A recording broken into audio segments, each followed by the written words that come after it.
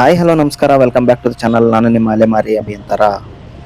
Time ಈಗ 12 ಕಾಲಾಗಿದೆ. ನಾನೀಗ ಶ್ರವಣ ಬೆಳಗೊಳದಿಂದ ಮಾವನೂರು ಶ್ರೀ ಬೆಟ್ಟದ ಮಲ್ಲೇಶ್ವರ ಗುಡಿ ಕಡೆ ಹೋಗ್ತಾ ಇದ್ದೀನಿ. ಇದು ಶ್ರವಣ ಬೆಳಗೊಳದಿಂದ ಒಂದು 30 ಕಿಲೋಮೀಟರ್ ಆಗುತ್ತೆ.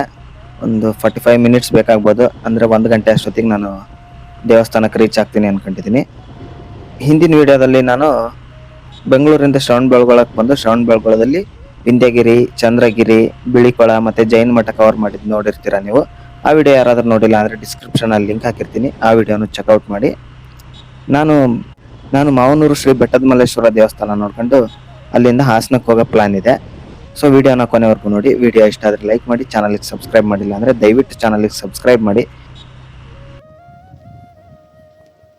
ನೋಡಿ ಅಲ್ಲಿ ದೂರ ಕಾಣ್ತಾ ಇದೆಯಲ್ಲ, ಅದೇ ದೇವಸ್ಥಾನ. ಅಲ್ಲಿಗೆ ಹೋಗ್ಬೇಕು ನಾವೀಗ. ಎದುರಿಗೆ ಕಾಣಿಸೋದೆ ಗುಡಿ. ನೀವು ಸೈಡಲ್ಲಿ ನೋಡ್ಬೋದು, ದೊಡ್ಡ ದೊಡ್ಡ ವಿಂಡ್ ಮಿಲ್ಸ್ ಇದಾವೆ ಇಲ್ಲಿ. ಇಷ್ಟು ಹತ್ತಿರದಿಂದ ನಾನು ಯಾವತ್ತು ವಿಂಡ್ ಮಿಲ್ಸ್ ನೋಡೇ ಇರಲಿಲ್ಲ. ಇದೇ ಫಸ್ಟ್ ಟೈಮ್ ಇಷ್ಟು ಹತ್ತಿರದಿಂದ ನೋಡ್ತಾ ಇರೋದು. ಅದರ ರೆಕ್ಕೆ ಆದರೆ ನೋಡಿದ್ದೀನಿ, ಹೈವೇ ಅಲ್ಲಿ ರೆಗ್ಯುಲರ್ ಆಗಿ ಅದು ಟ್ರಾನ್ಸ್ಪೋರ್ಟ್ ಆಗ್ತಾ ಇರ್ತವೆ ಟ್ರೇಲರಲ್ಲಿ, ಅದನ್ನು ನೋಡಿದ್ದೀನಿ.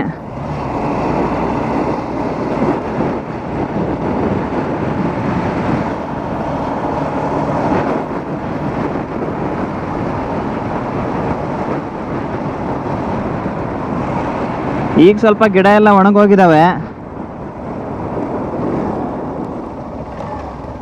ಸೊ ನೀವು ಮಳೆಗಾಲದಲ್ಲೆಲ್ಲ ಬಂದರೆ ಸಖತ್ತಾಗಿರುತ್ತೆ ರೋಡು. ಈಗ ಸ್ವಲ್ಪ ಬೇಸಿಗೆ ಅಂತ ಎಲ್ಲ ಒಣಗೋಗಿದೆ.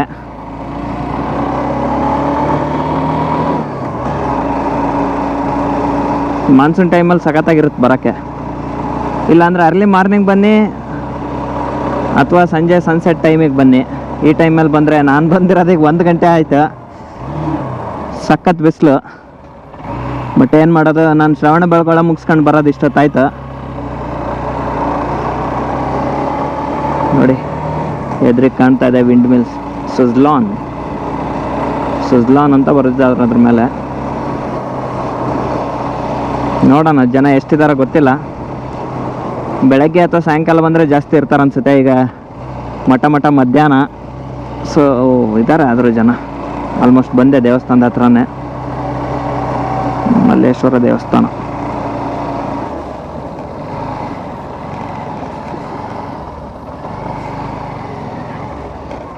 ನೋಡೋಣ, ಒಂದು ರೌಂಡ್ ಹಾಕೋಣ ದೇವಸ್ಥಾನದಲ್ಲಿ. ನೋಡಿ ದೇವಸ್ಥಾನ ನೋಡಿ ಹಿಂದೆ ಹೆಂಗೆ ಕಾಣ್ತಾ ಇದೆ ಅಂತ. ಫುಲ್ಲು ವಿಂಡ್ ಮಿಲ್ಸ್ ಇದ್ದಾವೆ.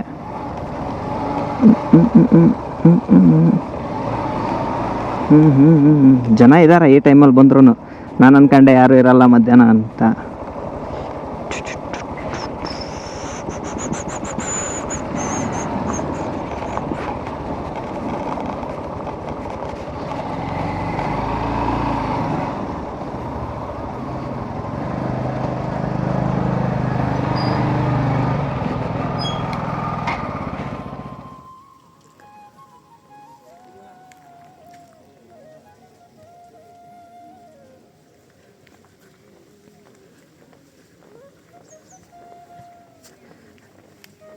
ಸೊ ದೇವಸ್ಥಾನದ ಹತ್ರ ಬಂದಿದ್ದೀನಿ. ಟೈಮ್ 1 ಗಂಟೆ ಆಗಿದೆ. ಜನ ಇದ್ದಾರೆ. ಇಷ್ಟು ಸ್ಟೆಪ್ಸ್ ಇದ್ದಾವೆ. ಇಷ್ಟು ಸ್ಟೆಪ್ಸ್ ಹತ್ತಿದ್ರೆ ಆಯಿತು. ಸೊ ಪಾರ್ಕಿಂಗಿಗೆಲ್ಲ ಜಾಗ ಇದೆ ನೋಡಿ ಇಲ್ಲೆಲ್ಲ.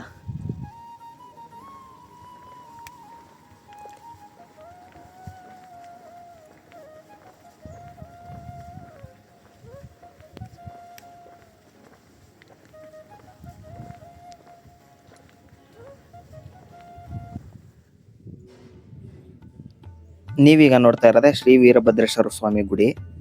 ಇದು ಗರ್ಭಗುಡಿ ಅಪೋಸಿಟ್ ಅಲ್ಲಿ ನಿಮಗೆ ನೋಡಕ್ ಸಿಗುತ್ತೆ. ವೀರಭದ್ರೇಶ್ವರ ಸ್ವಾಮಿ ಗುಡಿ ಅಪೋಸಿಟ್ ನಿಮಗೆ ನಾಗಸರ್ಪದ ಗುಡಿ ನೋಡಕ್ ಸಿಗುತ್ತೆ. ಇದೆಲ್ಲ ಚಿಕ್ಕ ಚಿಕ್ಕ ಗುಡಿಗಳಿದಾವೆ 4.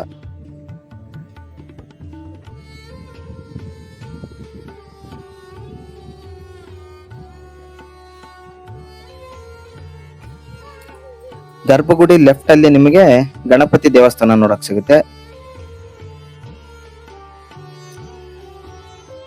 ಗರ್ಭಗುಡಿ ಬಲಭಾಗದಲ್ಲಿ ನಿಮಗೆ ಪಾರ್ವತಿ ದೇವಿ ದೇವಸ್ಥಾನ ನೋಡಕ್ ಸಿಗುತ್ತೆ.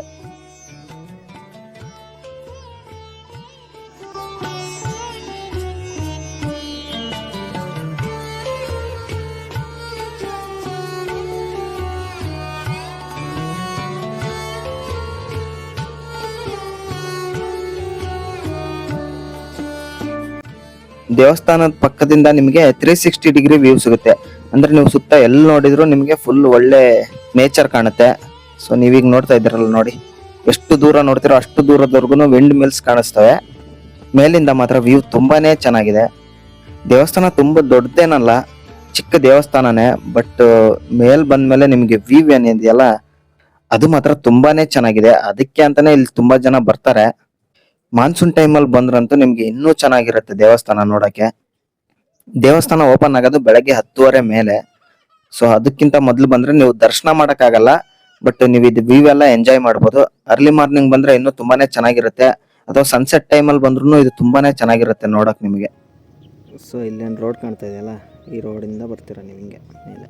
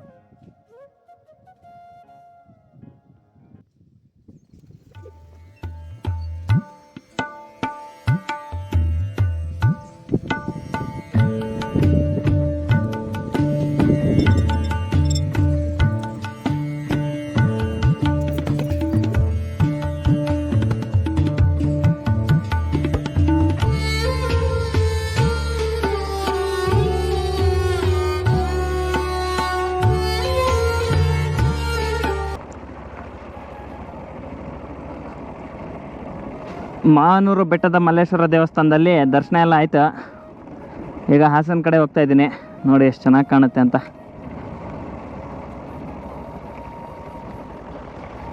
ಸೊ ಮಧ್ಯಾಹ್ನ ಆದರೂ ಜನ ಬರ್ತಾ ಇದ್ದಾರೆ. ನಾನು ಅನ್ಕೊಂಡೆ ಮಧ್ಯಾಹ್ನ ಟೈಮು ಯಾರೂ ಇರಲ್ಲೇನೋ, ಸೊ ಆರಾಮಾಗಿ ದರ್ಶನ ಆಗುತ್ತೆ ಅಂತ. ಆ್ಯಕ್ಚುಲಿ ನಾನು ಬಂದಾಗ 1 ಅವರ್ ದೇವಸ್ಥಾನ ಕ್ಲೋಸ್ ಆಗಿತ್ತು. ವೇಟ್ ಮಾಡಿ ದರ್ಶನ ತಗೊಂಡು ಹೋಗ್ತಾ ಇದ್ದೀನಿ. ಟೈಮ್ 2 ಗಂಟೆ ಆಗಿದೆ, ಊಟ ಮಾಡಿಲ್ಲ ಇನ್ನು. ಸೊ ಹೈವೇಗೆ ಹೋದ ತಕ್ಷಣ ಮೊದಲು ಊಟ ಮಾಡಬೇಕು. ಊಟ ಮಾಡಿ ಹಾಸನಲ್ಲಿ ಸ್ಟೇ ಬುಕ್ ಮಾಡಬೇಕು. ಇನ್ನು ಸ್ಟೇ ನೋಡಿಲ್ಲ. ಇವತ್ತು ಹಾಸನಲ್ಲಿ ಸ್ಟೇ ಆಗೋ ಪ್ಲ್ಯಾನ್ ಇದೆ. ನೋಡಿ ಎದುರಿಗೆ ವಿಂಡ್ ಮಿಲ್ಸ್ ಕಾಣ್ತಾ ಇದ್ದಾವೆ. ಮಾನ್ಸೂನಲ್ಲಿ ಬಂದ್ರಂತೂ ಸಖತ್ತಾಗಿರುತ್ತೆ. ಇನ್ನು ಈಗಲೇ ಇಷ್ಟು ಹಸಿರು ಕಾಣ್ತಾ ಇದೆ. ಸ್ವಲ್ಪ ಅಲ್ಲಲ್ಲೇ ನಿಮಗೆ ಒಣಗಿದ್ದು ಕಾಣ್ತಾ ಇರ್ಬೋದು ಗಿಡಗಳು. ಬಟ್ ಮಾನ್ಸೂನಲ್ಲಿ ಬಂದರೆ ಮಾತ್ರ ಸಖತ್ತಾಗಿರುತ್ತೆ ಪ್ಲೇಸು. ನೋಡೋಣ, ನಾನು ಈ ಸಾರಿ ಮಾನ್ಸೂನಲ್ಲಿ ಇನ್ನೊಂದು ಸಾರಿ ಬರ್ತೀನಿ ಈ ಕಡೆ. ಹಾಸನ ಇಲ್ಲಿಂದ ಒಂದು 15-16 ಕಿಲೋಮೀಟ್ರನೂ ಆಗುತ್ತೆ. ಒಂದು ಅರ್ಧ ಮುಕ್ಕಾಲು ಗಂಟೆ ಅಷ್ಟೇ. ಇನ್ನು ಊಟ ಮಾಡಿ ಹಾಸನಲ್ಲಿ ಸ್ಟೇ ಬುಕ್ ಮಾಡಿ ಸಿಗ್ತೀನಿ ನಿಮಗೆ. ಟೈಮ್ 3:30 ಆಗಿದೆ. ಹಾಸನಲ್ಲಿ ಉಡುಪಿ ಹೋಟೆಲಲ್ಲಿ ಊಟ ಮಾಡ್ಕೊಂಡು ಅಭಿರುಚಿ ಅನ್ನೋ ಲಾಡ್ಜಲ್ಲಿ ರೂಮ್ ಬುಕ್ ಮಾಡಿದೆ. ರೂಮಿಗೆ 600 ರೂಪಾಯಿ ಸಿಂಗಲ್ ರೂಮು. ಇನ್ನೂ ಇದನ್ನೆಲ್ಲ ಇಷ್ಟೇ ಇರೋದು ರೂಮು. ಇಲ್ಲೊಂದು ಟೇಬಲ್ಲು, ಚೇರ್ ಹಾಕಿದ್ದಾರೆ, ಟಿವಿ ಇದೆ.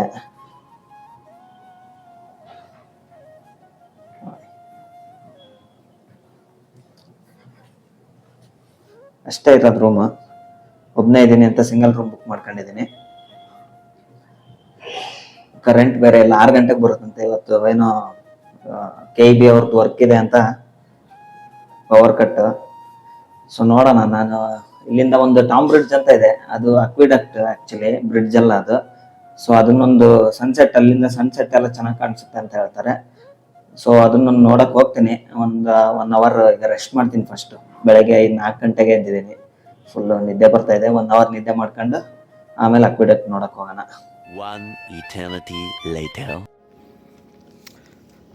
ಟಾಮ್ ಬ್ರಿಡ್ಜ್ ಹತ್ರ ಬಂದಿದ್ದೀನಿ. ನೋಡಿ ಯಾವ ಥರ ಇದೆ ವ್ಯೂ ಅಂತ. ನಮ್ಮ ಜನ ಎಲ್ಲೋದ್ರು ಇದೊಂದು ಬಿಡಲ್ಲ ನೋಡಿ, ಏನೋ ಬರ್ದಿದ್ದಾರೆ.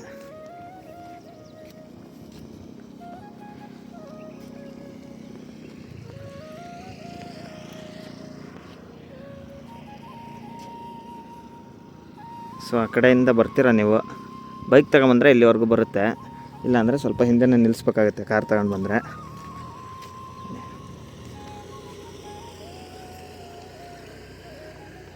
ಸಖತ್ತಾಗಿ ಕಾಣ್ತಾ ಇದೆ ಕಲರ್ಸ್ ಮಾತ್ರ ಸ್ಕೈಸ್ದು.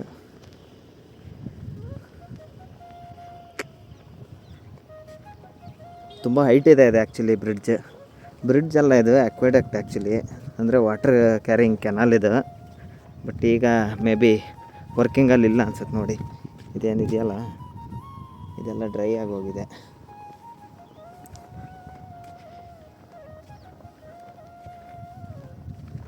ತುಂಬ ಹೈಟ್ ಇದೆ. ಯಾರಿಗೆ ಹೈಟ್ ಅಂದರೆ ಹೆದರಿಕೆ ಅಲ್ಲ, ಅವ್ರಿಗೆ ಸ್ವಲ್ಪ ಕಷ್ಟ ಆಗ್ಬೋದು ಇದ್ರ ಮೇಲೆ ನಡೆದಾಡೋದು. ತುಂಬ ದೊಡ್ಡದಿದೆ ಆ್ಯಕ್ಚುಲಿ.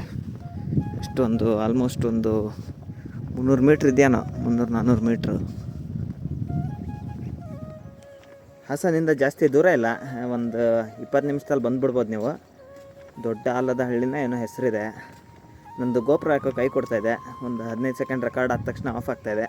ಸೊ ಹಂಗಾಗಿ ನಾನು ರೋಡ್ ತೋರ್ಸೋಕ್ಕಾಗಿಲ್ಲ. ನೀವು ಮ್ಯಾಪಲ್ಲಿ ಟಾಮ್ ಬ್ರಿಡ್ಜ್ ಅಂತ ಹಾಕಿದರೆ ಅಕ್ವಿಡಕ್ಟ್ ಹಾಸನ್ ಅಂತ ಬರುತ್ತೆ. ಸೊ ಆ ಲೊಕೇಶನ್ ಹಾಕೊಂಬಂದರೆ ನೀವು ಇಲ್ಲಿವರೆಗೂ ಬರ್ತೀರಾ. ನೋಡಿ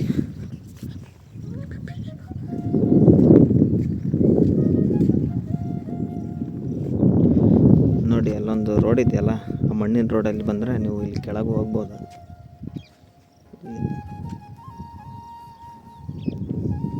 ನೋಡಿ, ಬಟ್ ನಡ್ಕೊಂಡು ಬರ್ತೀರ ಅಂದರೆ ದೂರ ಆಗುತ್ತೆ, ಅಷ್ಟು ದೂರದಿಂದ ಬರ್ಬೇಕು. ಬೈಕ್ ಆದರೆ ಬೈಕು ಬರ್ತವೆ ಕೆಳಗಿದ್ರೆ, ಕೆಳಗೆ ಬ್ರಿಡ್ಜ್ ಕೆಳಗೆ. ಸಿಕ್ಕಾಪಟ್ಟೆ ಹೈಟ್ ಇದೆ ಮಾತ್ರ. ನೋಡಿ ಮೀನು ಹಿಡಿತಾ ಇದ್ದಾರೆ ಎಲ್ಲಾರು.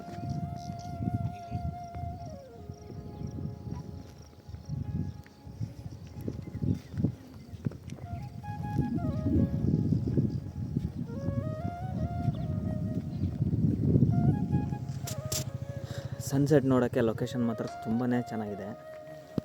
ಸೊ ನೀವ್ಯಾರಾದರೂ ಹಾಸನ ಕಡೆ ಬಂದರೆ ಈ ಲೊಕೇಶನ್ ಮಿಸ್ ಮಾಡಲೇಬೇಡಿ. ನಾನೇನೋ ಅಂದ್ಕೊಂಡಿದ್ದೆ ಬಿಡು, ಒಂದು ಬ್ರಿಡ್ಜ್ ಥರ ಇರ್ಬೋದೇನೋ ಅಂತ, ಬಟ್ ತುಂಬಾ ಚೆನ್ನಾಗಿದೆ. ಬಟ್ ಇನ್ನೇನು ಪ್ರಾಬ್ಲಮ್ ಅಂದರೆ ಕಪಲ್ಸೇ ಜಾಸ್ತಿ, ಸಿಂಗಲ್ ಇರೋರು ಬಂದರೆ ಸ್ವಲ್ಪ ಬೇಜಾರಾಗ್ಬೋದು ಅಷ್ಟೇ. ಸೊ ಇನ್ನು ಕೆಳಗೆ ಹೋಗೋಣ. ಅವಾಗ ತೋರಿಸಿದ್ನಲ್ಲ ಇಲ್ಲಿ ಈ ರೋಡಿಂದ ಅಲ್ಲಿ ಕೆಳಗೆ ಮುಂದೆ ಒಂದು ಸರಿ ಹೋಗಿ ಅಲ್ಲಿ ನೋಡ್ಕೊಂಡು ಅಲ್ಲಿಂದ ವಾಪಸ್ಸು ಹಾಸನ ಕಡೆ ಹೋಗೋಣ. ಕೆಳಗೆ ಬಂದಿದ್ದೀನಿ ಈಗ ಬೈಕ್ ತಗೊಂಡು. ಅಲ್ಲಿ ಬೈಕ್ ಇಲ್ಲ ನಿಲ್ಲಿಸಿದ್ದೀನಿ. ನೋಡಿ ಎಷ್ಟು ಹೈಟ್ ಇದೆ ಅಂತ ಅದು ಬ್ರಿಡ್ಜು. ತುಂಬಾ ಹೈಟ್ ಇದೆ. ನಿಮಗೆ ಮೇಲೆ ಹೋಗಿ ನೋಡಿದಾಗ ವೀಡಿಯೋದಲ್ಲಿ ಅಷ್ಟು ಗೊತ್ತಾಗಲ್ಲ ಎಷ್ಟು ಹೈಟ್ ಇದೆ ಅಂತ, ಬಟ್ ಮೇಲೆ ನೀವೇ ಹೋದಾಗ ಗೊತ್ತಾಗುತ್ತೆ. ಸ್ವಲ್ಪ ಹೈಟ್ ಫೋಬಿಯಾ ಇರೋರು ಹೋಗೋಕ್ಕೆ ಕಷ್ಟ ಆಗುತ್ತೆ.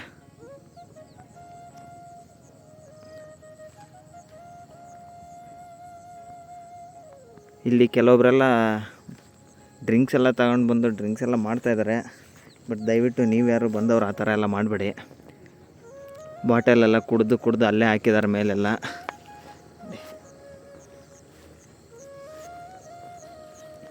ನಿಜವಾಗ್ಲೂ ಸನ್ಸೆಟ್ ನೋಡೋಕೆ ಮಾತ್ರ ಹಾಸನ ಹತ್ರ ಇದು ಬೆಸ್ಟ್ ಜಾಗ ಅನಿಸುತ್ತೆ.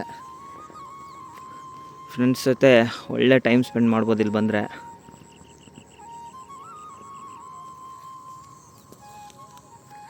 Tom bridge ನೋಡಿದ್ದಾಯ್ತು. ಬ್ರಿಡ್ಜ್ ಮಾತ್ರ ನಿಜವಾಗ್ಲೂ ತುಂಬಾ ಚೆನ್ನಾಗಿದೆ. ನೀವು ಹಾಸನ ಹತ್ರ ಬಂದರೆ ನೋಡ್ಕೊಂಡು ಹೋಗಿ. ಸನ್ರೈಸ್ ಅಥವಾ ಸನ್ಸೆಟ್ ಟೈಮಿಗೆ ಬನ್ನಿ. ಮಧ್ಯಾಹ್ನ ಎಲ್ಲ ಬಂದರೆ ನಿಮ್ಗೆ ಅಷ್ಟು ಖುಷಿ ಆಗಲ್ಲ ಅನಿಸುತ್ತೆ.